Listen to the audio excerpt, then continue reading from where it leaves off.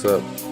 It's your boy SoulKlap, chilling, been grinding like crazy.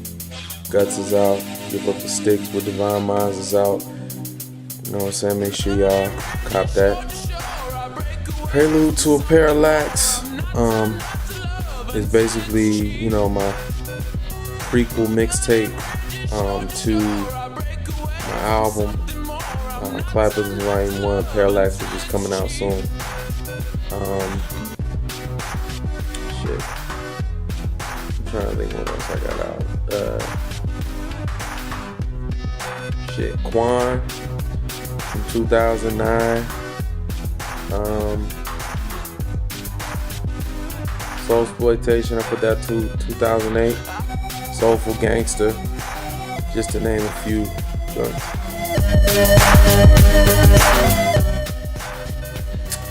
Inspirations.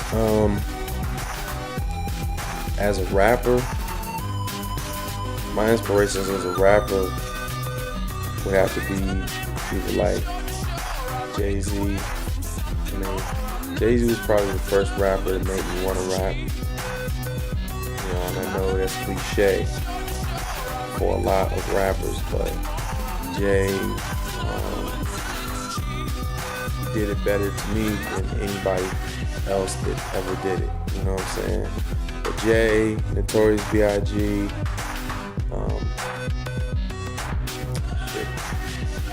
Kanye West, when he came out, for me, the reason why he inspired me is because he was the first dude out of all these other rappers that had come out that I could connect with. Like, this guy had the same type of upbringing that I had, you know, as far as he came from the suburbs just like me, you know. There wasn't any pretentiousness, there wasn't any, oh, I bust guns and all this other shit. It was the first time I could relate to somebody, you know. So that's why, ever since College Dropout, even before College Dropout, when I heard, you know, you hear it first on MTV and they did the thing with Kanye West. That was the first time for me. It was like, okay, I really dig this dude just because I can relate to his story a lot, and it made me feel good about just being myself. Because when I first started rapping, I was rapping about the same shit the guys I looked up rap about. Guys like Jay-Z, guys like DMX, guys like Nas, and all the other artists that were talking about killing people and talking about drugs and all the other shit. But for me, it was never, you know, after Kanye came out, that's when I was like, all right, well, it's cool to be yourself. You know what I'm saying? Lupe Fiasco. Lou,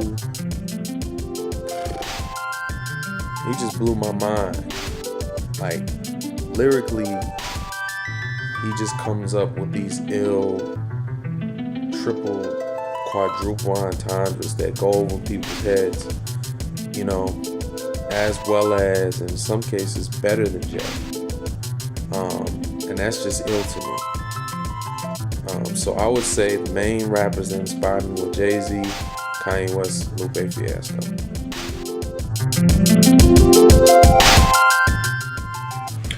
As far as production,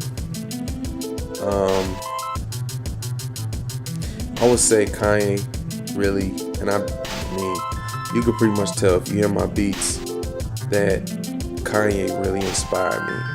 As far as with taking soul samples, speeding them up or slowing them down, whatever, and throwing some ill-ass drums on them. That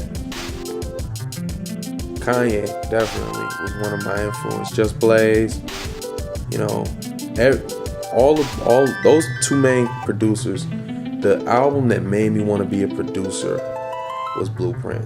You know, just sonically, that changed my life as far as beats and, you know, digging and, you know, coming up with ill ideas for samples and stuff like that. So as far as my inspirations, definitely Kanye West, Just Blaze, Dilla. Dilla came later though. Like, I hate to say it, but after Dilla passed, that's when I started, like really listening just to Dilla, the artist and a producer. Because before he died, like, I listened to all these tracks that he had done, but at the time, I didn't know that he did them. Like Vibrant Thing, like Do for Love, Tupac track, and a couple others that it escapes me right now. But at the time, I didn't know it was Dilla, but I always love those beats. Amplified album. That whole album, like, it was a bunch of Dilla beats on it that I didn't know at the time. So, but Kanye, Just Blaze, Ninth Wonder, of course, just because, I use Fruity Loops. I've been using Fruity Loops ever since I started producing. So, yeah. Stars won't shine if you're not mine forever. My darling baby, stars won't shine if what got me into soul samples? It's a story to it. I was in high school at the time. I was a senior in high school.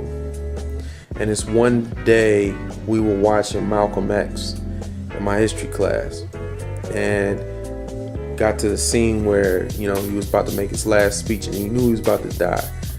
And they played this song, and I thought the song was ill. It was real soulful, and it was a chord in it that just touched my heart. Just ooh, like it had me, do this face like ooh. I got home and I asked my mother. I was like, we had Malcolm X at home. I put on the movie again. I played that part again, and I asked my mom. I was like, Mom, who is this? And she said, Sam Cooke. And that song's called Change Gonna Come. And I had never heard it. I was like, man, yo, like that was what changed it. And after that, that's when I started digging into some of my parents' old records, old CDs, like Donny Hathaway, Stevie Wonder, Marvin Gaye, Curtis Mayfield, New Birth, Isaac Hayes, and then the like, what I'm saying? Because sometimes I just, I was at that point, this was before I was even beat making, I was just listening to songs like that, like listening to albums. I was one of the only kids in school that was walking around with a Discman playing Black Moses. You know what I'm saying? Like, I was the only one with a Discman. Not only soulful shit, but I was playing Frank Sinatra. Like, before we had the iPod, I would walk around with a shitload of CDs. And I'm an impulsive listener, so depending on what my mood was, I would listen to whatever it was. So at one point I might be listening to Jay-Z, and the next point I'm listening to Donny.